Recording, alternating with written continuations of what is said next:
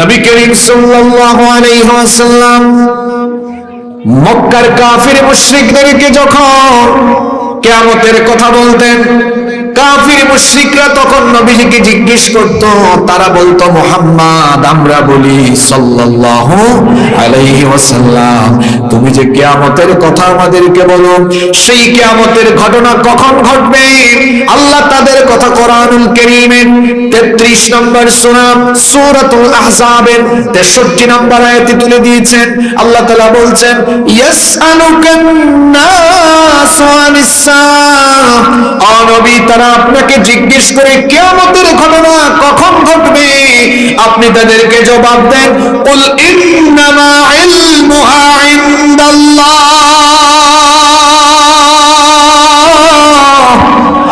আপনি তাদেরকে জবাব দেন কিয়ামতের সেই মহাপ্রলয়ঙ্কারী ঘটনা কখন ঘটবে সেটি কেবলমাত্র একজন জানেন। গলার আওয়াজ বড় করে সবাই বলেন, তিনি কে? কিয়ামতের ঘটনার উদ্বোধন করার জন্য আল্লাহ একজন বিশেষ ফেরেশতা বানিয়েছেন, যেই ফেরেশতার সিংহার ফুৎকারের মধ্য দিয়ে এই মহাবিশ্ব লণ্ডভণ্ড হয়ে যাবে। আর যে ফেরেশতাকে সিংহায় ফুৎকারের জন্য সৃষ্টি করা হয়েছে, দায়িত্ব দেওয়া হয়েছে, আমরা অনেকেই তার নাম জানি, তার নাম হলো ইসরাফিল। সেই ফেরেশতাকে সৃষ্টির পর থেকে সেই ফেরেশতা তার মুখের সামনে সিংহা নিয়ে বসে আছেন, তিনি কান পেতে আছেন কখন আরশে আজিমের অধিপতি মহান রব তাকে হুকুম করেন। মহান রব যখনই তাকে হুকুম করবেন, সঙ্গে সঙ্গে সে সিংহায় ফুৎকার দিবে। আর কিয়ামতের ঘটনা ঘটাবার জন্য আল্লাহর আদেশে সাইয়েদনা ইসরাফিল আলাইহিস সালাম সিংহায় মোট ফুৎকার দিবেন 2 বার। জোরে বলেন, কয়বার? প্রথমবার তিনি যখন সিংহায় ফুৎকার দিবেন, নভমণ্ডল ভূমণ্ডলে যা আছে সবাই বেহুশ হয়ে গিয়ে মারা যাবে। এজন্য রব্বুল আলামিন কোরআনুল কারীমের 39 নম্বর সূরা সূরাতুজ জুমারের 68 নম্বর আয়াতে বললেন, ওয়া নুফিখা ফিস সূরি ফাসাইকা মান ফিস সামাওয়াতি ওয়া মান ফিল আরদি ইল্লা মান শাআল্লাহ।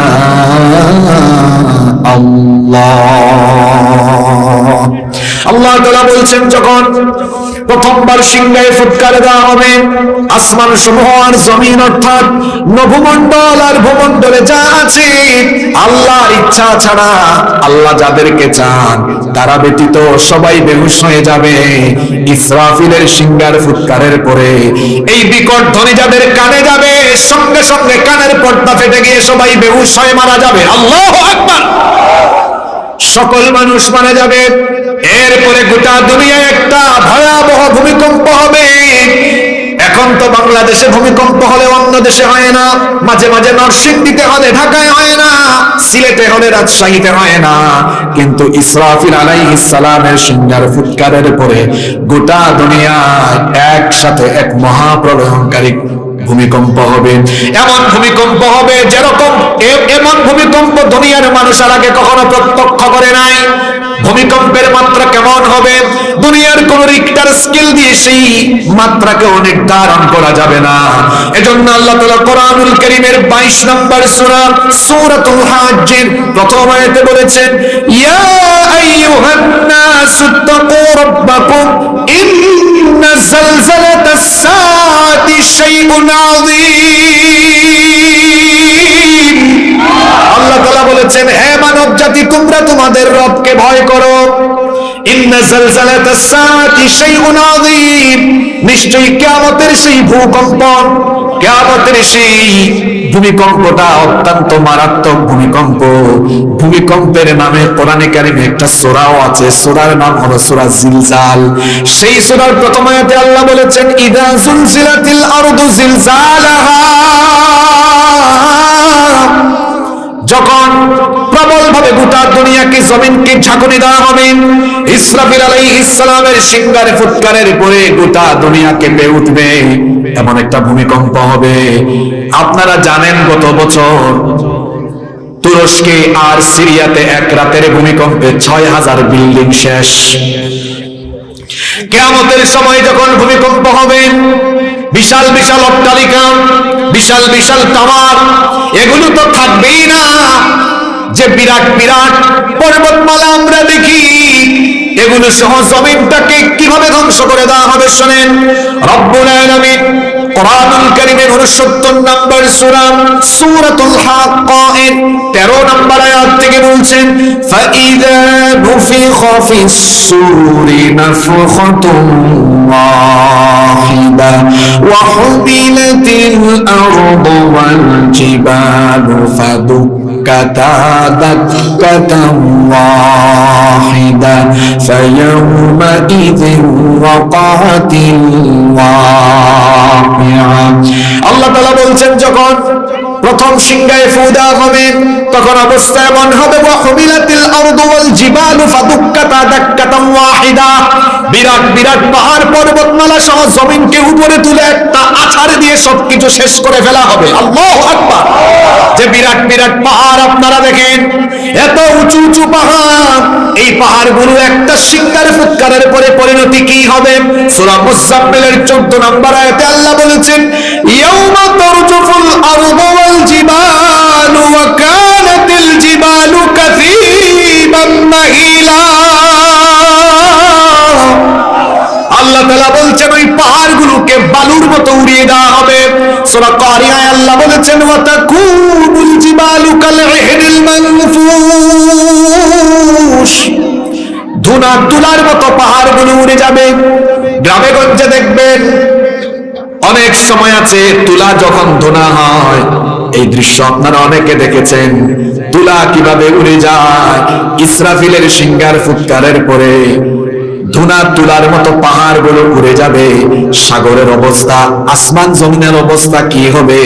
আল্লাহ তাআলা কোরআনের 82 নম্বর সূরা সূরা ইনফিতারের মধ্যে বলেছেন, ইদাস সামাউ ফাতারাত ওয়া ইদাল কাওয়াকিবুন তাসারাত ওয়া ইদাল বিহারু ফুজ্জিরাত ওয়া ইদাল কুবুরু বাসিরাত আলিমাত নাফসুম মা কদ্দামাত ওয়া আখখারাত।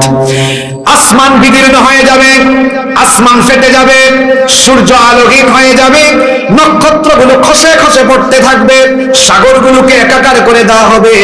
অন্য সূরার অন্য আয়াতে বলা হয়েছে সমুদ্রের মধ্যে আগুন লাগিয়ে দেওয়া হবে। অবস্থা হবে এরকম ভয়াবহ বিভৎস। আপনারা শুনতেছেন তো?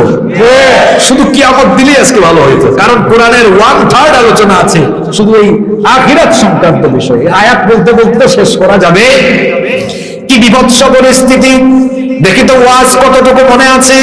কিয়ামতের ঘটনা ঘটাবার জন্য ইসরাফিল আলাইহিস সালামকে আল্লাহ সিংহায় ফুৎকারের জন্য অর্ডার দিবেন। সিংহায় তিনি মোট ফুৎকার দিবেন কয়বার? 2 বার। জোরে বলেন কয়বার? প্রথম সিংহারে ফুৎকারে আসমান জমিন গোটা বিশ্ব জগৎ লন্ডভন্ড চূর্ণ বিচূর্ণ মেসাকার হয়ে যাবে। এরপরে আল্লাহ অর্ডার দিবেন, ইসরাফিল তুমি তোমার দায়িত্ব কমপ্লিট করো, দ্বিতীয়বার তুমি আবার সিংহায় ফু দাও। তিনি যখন দ্বিতীয়বার সিংহায় ফুৎকার দিবেন, দ্বিতীয়বার সিংহায় ফুৎকার দেওয়ার পরে পরিস্থিতি কি হবে?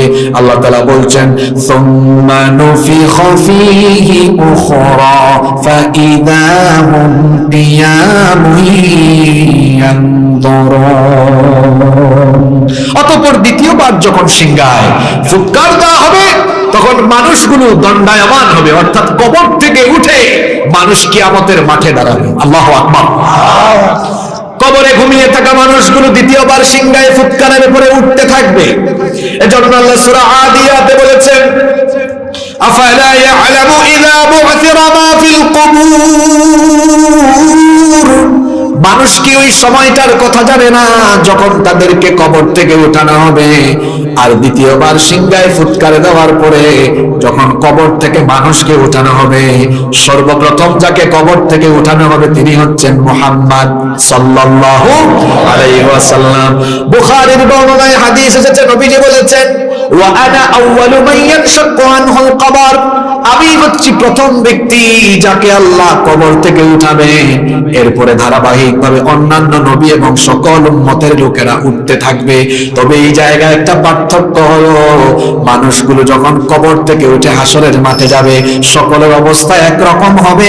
সকল মানুষ চিন্তায় আর পেরেশানিতে নিজেকে বাঁচানোর ধান্দায় যখন সবাই স্বার্থপরের মতো পেরেশান থাকবে, সকলে যখন বলবে নাফসি নাফসি, নিজের অবস্থা কি হবে, আমার পরিণতি কি হবে, সকল নবী রাসূল এবং সকল মানুষরা যখন নাফসি নাফসি জিকির করবে, আমার নবী তখন কবর থেকে উঠে জিবরিলকে বলবেন, জিবরিল আইনা উম্মতি আইনা উম্মতি। সুবহানাল্লাহ। সব নবীরাও বলবেন নাফসি নাফসি, নবীজি কবর থেকে উঠে বলবেন আমার উম্মতের জন্য কাঁদছি, জিবরিল আমার উম্মত কোথায়? সুবহানাল্লাহ। পৃথিবীতে আসার সময় এসেছিলেন উলঙ্গ অবস্থায়। যখন আপনি মায়ের পেট থেকে বের হয়ে দুনিয়াতে এসেছিলেন, গায়ে কোনো কাপড় চোপড় ছিল না। কবর থেকে উঠে যখন আপনি হাসরের মাঠে যাবেন, তখনও আপনার গায়ে কোনো কাপড় চোপড় থাকবে না। এজন্য নবীজি বলেছেন, ইউহশারুন নাসু ইয়াউমাল কিয়ামাতি হুফাতান মুশাতান গরলা। নবীজি বলেছেন, কিয়ামতের মাঠে মানুষগুলো নগ্নপদ, খালি পায়ে, খতনাবিহীন এবং উলঙ্গ অবস্থায় হাজির হবে। নবীজির বিবি আমাদের মা আম্মা জানা আয়েশা রাদিয়াল্লাহু আনহা, তিনি নবীজিকে জিজ্ঞেস করলেন, ইয়া রাসূলুল্লাহ, সকলে পড়ি সাল্লাল্লাহু আলাইহি ওয়াসাল্লাম, যদি কারো গায়ে কাপড় চোপড় না থাকে, আমিও যদি এই অবস্থায় হাজির হই, নবী গো, আমার কি শরম লাগবে না, লজ্জা লাগবে না? নবীজি তখন বললেন, আমার বিবি আয়েশা, শোনো, সেই দিন সূর্য মানুষের মাথার নিকটে চলে আসবে, জমিন তামায় পরিণত হয়ে যাবে, গোটা হাসরের ময়দান তামা হয়ে যাবে, মানুষের মাথার চান্দি ফেটে মগজগুলো গলে গলে পড়তে থাকবে। সেই বিভীষিকাময় দিনে প্রত্যেকটা মানুষ নিচের দিকে তাকিয়ে কিয়ামতের এই পরিস্থিতি থেকে বাঁচার জন্য সে যে টেনশন আরম্ভ করবে, উপরের দিকে তাকানোর কথা ভুলে যাবে। এই রকম বিভৎস পরিস্থিতিতে মানুষ পড়ে যাবে। হাসরের ময়দানে আমরা সবাই একদিন হাজির হব, এ ব্যাপারে কি কোনো সন্দেহ আছে নাকি? সেই হাসরের মাঠে কোনো দলাদলি থাকবে না। হাসরের ময়দানে সকল মানুষকে দুই ভাগে ভাগ করে দেওয়া হবে। জোরে বলেন, কয় ভাগ? আল্লাহ তাআলা কোরআনে কারীমে বলেছেন সূরা শূরা এর মধ্যে, এটা কোরআনের 42 নম্বর সূরা, সূরাতুশ শূরা এর 7 নম্বর আয়াতে আল্লাহ বলেছেন, ফারীকুন ফিল জান্নাতি ওয়া ফারীকুন ফিস সাঈর। একটা দল হলো জান্নাতি, আরেকটা দল হলো জাহান্নামী। সেই দিন আল্লাহ মানুষকে দুই ভাগে ভাগ করবে, একটা হলো জান্নাতি, আরেকটা হলো জাহান্নামী। জান্নাত আর জাহান্নামীদের অবস্থা কখনো সমান হতে পারে? এজন্য আল্লাহ তাআলা বলেছেন, লা ইয়াস্তাউই আসহাবুন নারি ওয়া আসহাবুল জান্নাতি, আসহাবুল জান্নাতি হুমুল ফাইজুন। জান্নাত আর জাহান্নামের অধিবাসীরা এক নয়। জান্নাতের অধিবাসী যারা, সফল কাম হলো। জান্নাত আর জাহান্নামীদের দুনিয়ার খাসলত একরকম নয়। জান্নাতি লোকেরা মিথ্যা বলে না, জাহান্নামীরা মিথ্যা বলে। জান্নাতি লোকেরা আযান হলে নামাজে যায়, জাহান্নামীরা আযান হলে মসজিদের বাইরে থাকে। জান্নাতি লোকেরা ওয়াদা করলে ওয়াদা পালন করে, জাহান্নামীরা ওয়াদা করলে ওয়াদা ভঙ্গ করে। জান্নাতি লোকেরা থাকে কোরআনের সাথে, কোরআনওয়ালাদের সাথে, আর জাহান্নামীরা থাকে কোরআনের বিরুদ্ধে, ইসলামের বিরুদ্ধে যারা অবস্থান নেয় তাদের সাথে। জন্য পরিণতিও হাসরের ময়দানে একরকম হবে। জান্নাত আর জাহান্নামের পরিস্থিতি কেমন হবে, সেখানকার অধিবাসীদের সাথে কেমন আচরণ করা হবে, আজকে কোরআনের আয়নায় সেগুলো আমরা জেনে নিব। বলেন ইনশাআল্লাহ। প্রথমে আসেন জান্নাতের অধিবাসীদের জন্য আল্লাহ কেমন জান্নাত বানিয়েছেন। সকলেই তো আমরা জান্নাত চাই, কিন্তু জান্নাতের কথা, জান্নাতের নিয়ামতের কথা আমরা অনেকেই জানি না। শুনেন, আল্লাহ আপনার জন্য কেমন জান্নাত বানিয়েছে। দুনিয়ার সামান্য সৌন্দর্যে আপনি বিমোহিত হয়ে যান। দুনিয়ার সামান্য সুন্দর অট্টালিকা, সুন্দর একটা ফ্ল্যাট বানাতে পারলে আর এটা দেখলেই মানুষের নয়ন জুড়িয়ে যায়। কিন্তু আল্লাহ তাআলা আপনার জন্য কেমন নয়নাভিরাম, নয়ন প্রীতিকর, চক্ষু শীতলকারী জান্নাত বানিয়েছেন। শুনেন, এক একটা জান্নাত কত বিশাল হবে। আল্লাহ তাআলা কোরআনুল কারীমের 3 নম্বর সূরা, সূরা আলে ইমরানের 133 নম্বর আয়াতে বলেছেন, ওয়াসারিউ ইলা মাগফিরাতিন মির রাব্বিকুম ওয়া জান্নাতিন আরদুহাস সামাওয়াতু ওয়াল আরদু উইদ্দাত লিল মুত্তাকিন। তোমরা তোমাদের রবের ক্ষমা আর সেই জান্নাতের দিকে অগ্রসর হও, যেই জান্নাতকে আল্লাহ মুত্তাকিদের জন্য আসমান সমূহ, আল্লাহ এখানে এক বচন দিলেন না, বহু বচন দিয়েছেন।